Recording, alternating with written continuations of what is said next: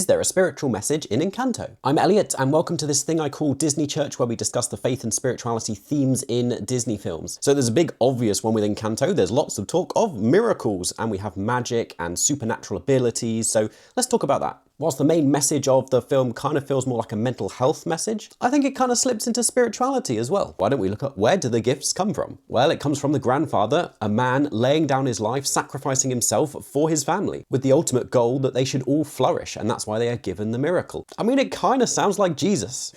You know, that main motif of the film, open your eyes and realize that you are loved, you are valuable, you deserve a fullness of life. It's not the miracle or the gift. I think it's why Encanto is well liked, because it talks into a context that people are familiar with and struggling with. It's very relatable and relevant. But Louisa's song about surface pressure certainly describes, you know, an anxiety, a need to fit in, or to conform to the expectations of you, the fear of being inadequate. But for me, there's parallels here, you know, where does that pressure come from? The family. Well, the way the family is run by a kind of leader who is quite rigid. The abuela isn't really the villain, yet she's a person of power and she has her own hopes and the right intention. There's a lot of parallels to kind of religious institutions, the church, religious leaders, the way they've kind of missed the point of what was the miracle for originally, and are now enforcing a kind of rigid thing that puts a lot of pressure on people, causes people to feel like they are inadequate, when actually spirituality and faith should be about giving us a freedom to know that we are loved. There's two of the other songs I want to mention as well. The first one, Waiting on a Miracle, talks a lot about miracles. To me, the way Mirabelle sings it almost sounds a bit like a prayer, saying she's waiting on a miracle, she's ready,